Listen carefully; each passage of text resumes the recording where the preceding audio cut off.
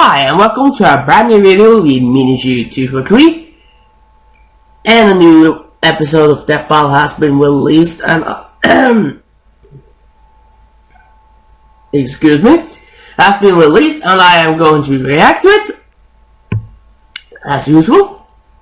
Either way, this time it's Leon Kennedy versus Frank West, Resident Evil versus Dead Rising. I don't know anything about either of those two, so I have to watch the analysis before I can actually decide who I think is going to win this. So let's just get this over with, shall we? So let's go!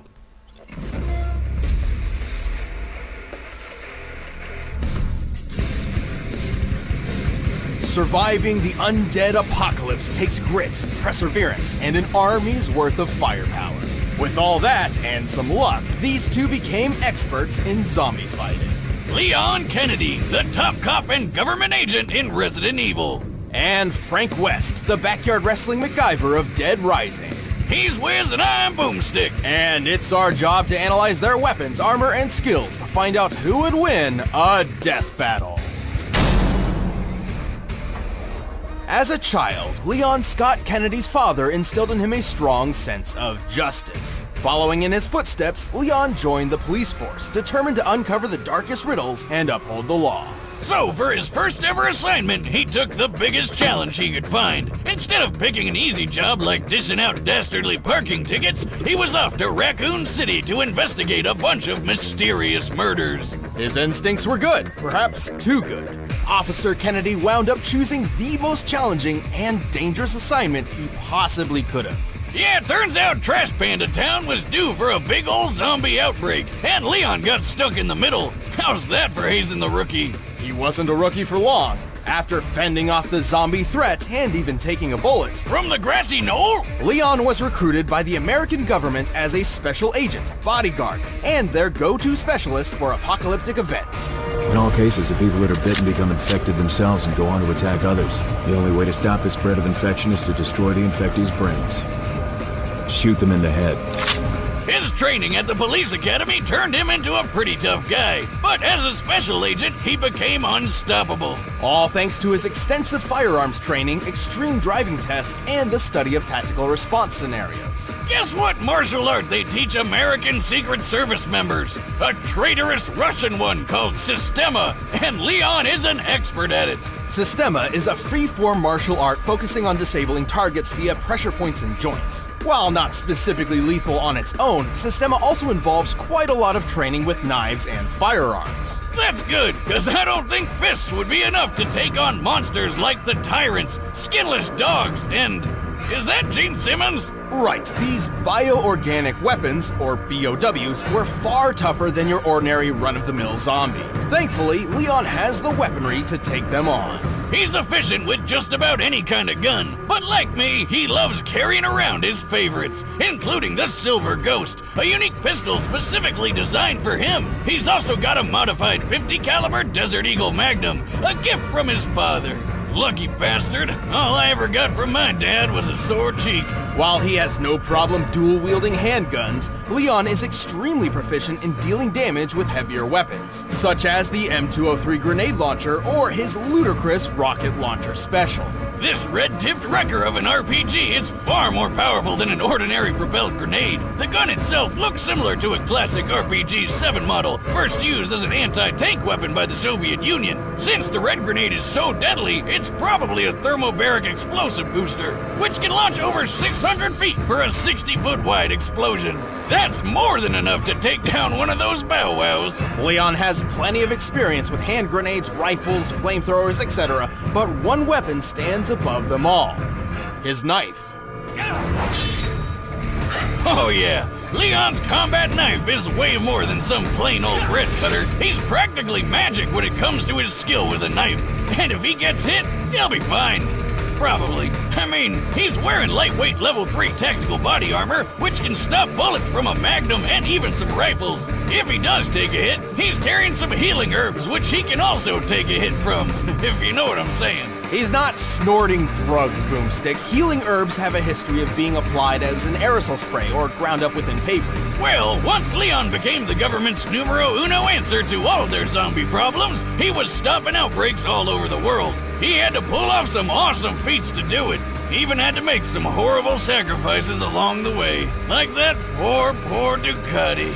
Leon is strong enough to crush a skull or even force open the jaws of a giant infected shark. The shark appears to be similar in size to a great white, which has a bite strength of nearly 2 tons of force. That shit's crazy! And speaking of which, let's talk a little bit about Leon's relationship with boulders. Relationship with what? Boulders! You know, they're like really big rocks. Think you would know that. Right, the He boulders brought out Chris late. Redfield to a standstill. The famous boulder puncher himself. And while Leon doesn't seem to Great have game. Chris's Breath of the Wild brute is a great strength, game. he did push over this giant rock with a little help. Leon is pretty quick too. He's dodged bullets, a moving laser grid, and even outraced this tyrant, which, according to the Inside of Biohazard guide, could run up to 43 miles per hour. He's even thrown his trusty knife fast enough that this creepy guy didn't even react until, The average time for a person to perceive and react to movement is 1/4 of a second. Leon appears to be about 30 feet away from his target Salazar here, meaning he threw his knife around 80 miles per hour.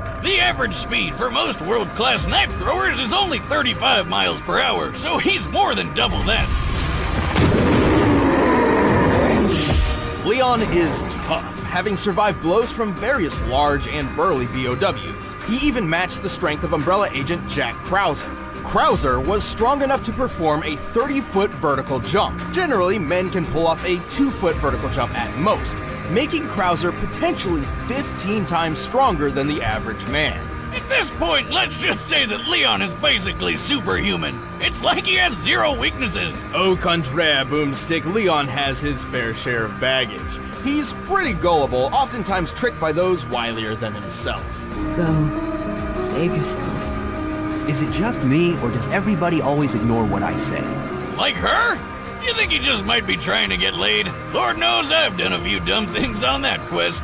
I don't know about his chances, though, rocking that hairdo. But after more than 15 years of nightmarish catastrophes, Leon's mental state has become more fragile and more reliant on alcohol. Ah, you and me both, pal.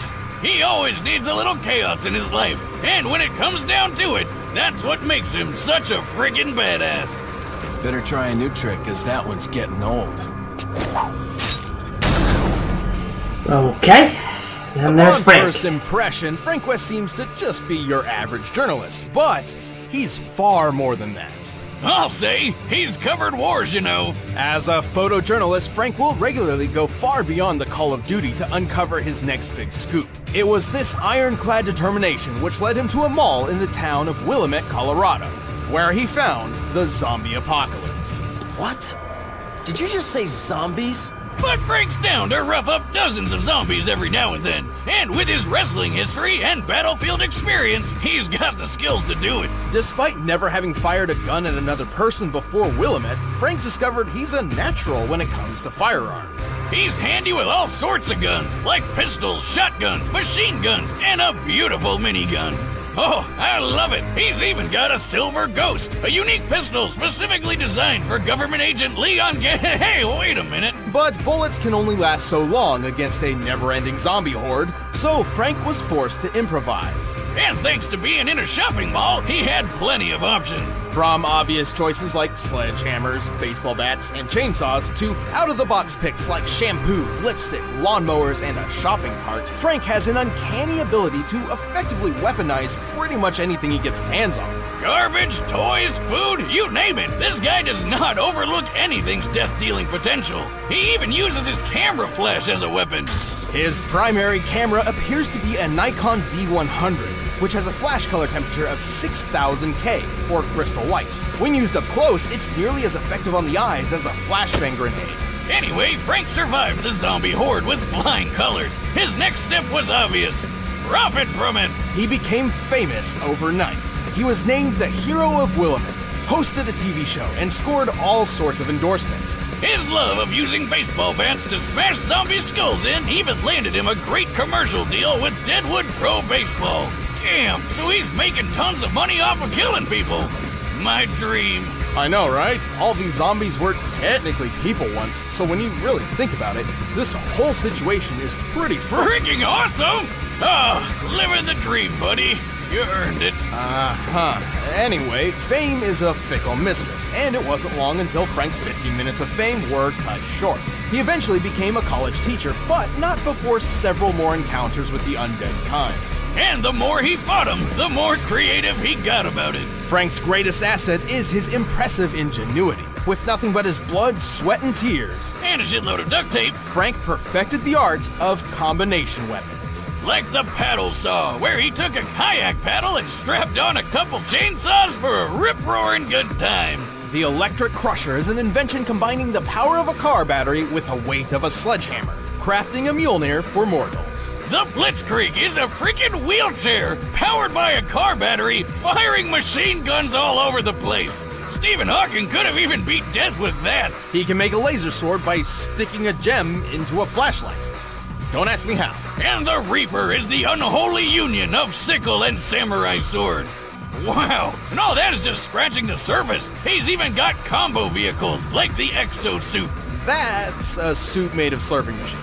which shoots ice tornadoes. Talk about cool, pun intended. Even stranger, Frank has used an arcade machine to miraculously copy some of the powers of fellow Capcom characters. You're a wizard, Frankie. No, he's not magic. These powers come directly from costumes most commonly obtained from the machine. For example, he can don Ryu's ki to perform hurricane kicks, or Mega Man X's armor complete with a Mega Buster. You are what you wear. Speaking of costume changes, sadly, Frank eventually was caught by zombies and wound up becoming another mindless slave of the undead horde. But it's okay, he got better. Frank has pulled off a lot of impressive feats. Despite having little formal training aside from maybe a 3-day combat journalist crash course, he's killed hundreds, maybe thousands of zombies, giving him one of the highest body counts in video game history.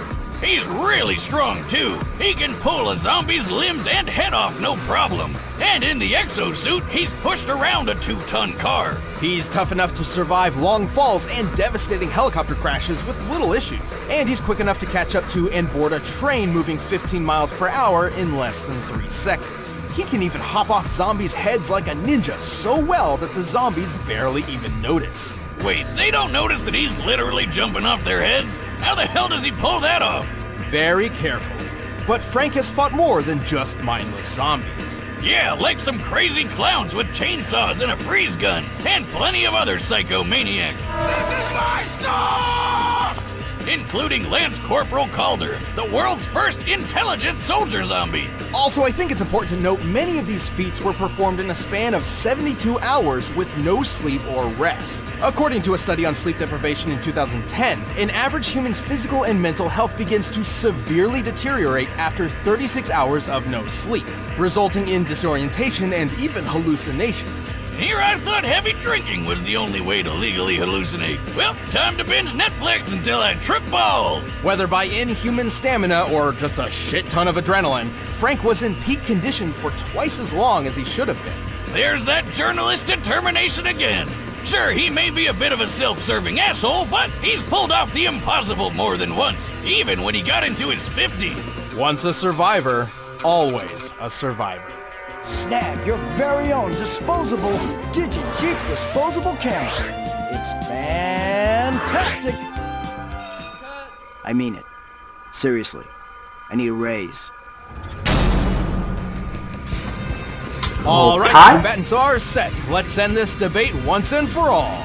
But first, let me tell you about how you can be the MacGyver of the kitchen. And pause. I'm skipping the commercial because the music is copyrighted and it just blew apron again. We know that works. Either way, now it comes to who I think goes to win this. Personally, this is not easy to tell because they are really good to make both of them sound really good in their own ways. So I really do not know. So I think I have to go with Frank. Actually, I don't know why. I'm just gonna guess on him, but I'm not surprised if Leon wins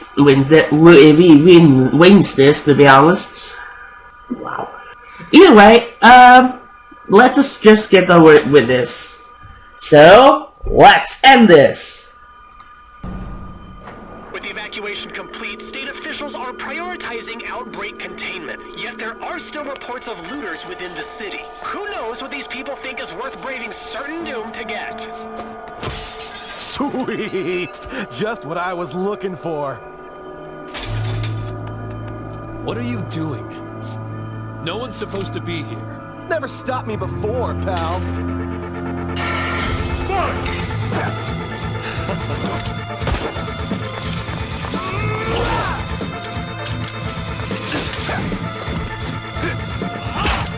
Batter up!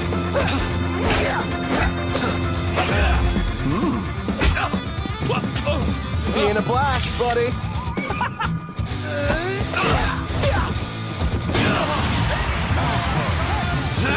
Oh, shit.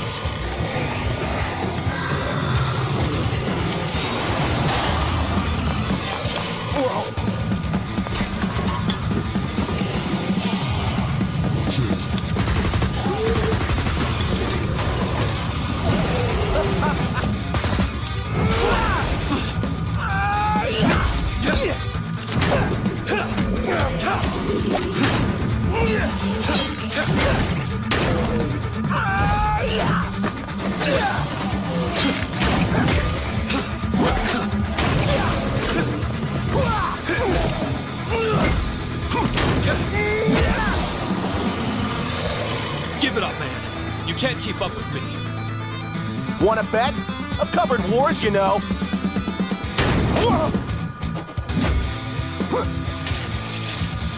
That's nice, but I fought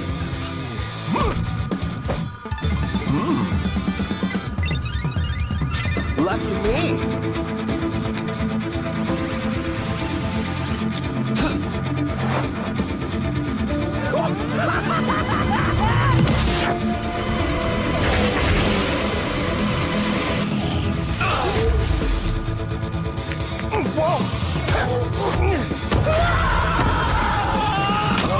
Oh.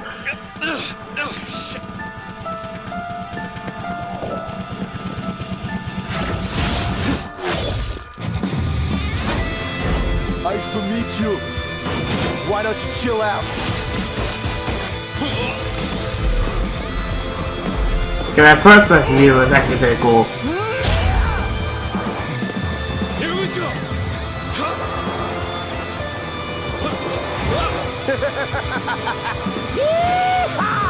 It was ice fighting with you, buddy.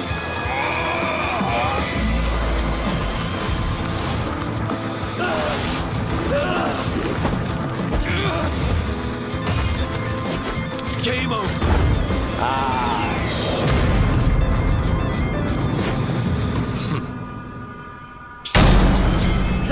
Well, I was wrong. Tells me Frank won't be coming back from the dead this time. Frank's cheeky strategies and endlessly creative arsenal certainly put up a good fight. But in the end, Leon just had him beat in nearly every other category. Frank was one tough cookie, but Leon's superhuman abilities were just more impressive. Frank's pushed a 2-ton car, right? Yes, which is similar to Leon holding back the shark's 2-ton biting force. But his boulder feat was much more impressive. By comparing the boulder's size to Leon, it appears to have weighed around 9 tons at minimum. While Leon did have help pushing it, even half of 9 tons is much heavier than anything Frank's lifted or pushed. Leon and Frank seemed equally tough, but Leon was definitely quicker. Bullet timing, laser dodging, and hell, Leon's speed and precision with his knife on its own is more impressive than any speed feat Frank's got. But in the end, the most important question was whether or not Leon could cope with Frank's insane weaponry and unpredictable creativity. But Leon's seen plenty of crazy shit in his career and Is fought that lots of Kraken? surprising and off-putting monsters. Look His like years it. of formal training and more consistent combat record certainly lent him the experience needed to win. He's survived numerous battles with enemies powerful enough to one-shot him, and he's shown plenty of creative strategy and critical thinking mid-fight. Like when he fought Tyrant Glenn, using momentum from his own injuries and throwing a friggin' motorcycle through the air. Leon was just too fast, too strong, too experienced, and too badass. He was frankly on his game. The winner is Leon Kennedy. Well, congrats, Leo. Thanks for watching this episode of Death Battle. If you want to check out commentary for this episode, you can click the little box right over there for a first membership trial. So, and if you want to who's grab next? music from this fight, go ahead and do so. It's down in the description.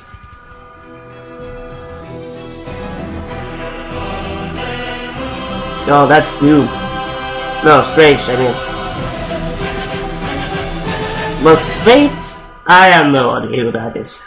But either way, that was the Death Battle. And I'm gonna say, it was alright. It's not my favorite, but it was alright. The animation was at least enjoyable to watch, and that's good. I had a lot of fun watching the animation and analysis and the whole video in general. But the next time, well, here's the thing. I don't really know that much about Strange, but Fate, I have no idea who that is, so here's the thing. I gotta wait till next time to see the analysis next time before I can actually just decide who I think is going to win. Yeah, I think that's it. Link to the original videos in the description below as usual. And yeah, don't forget to subscribe to Miniature for more on Death Battle and gaming videos. And I see you guys in my next video. Thank you guys so much for watching. Miniature signing out.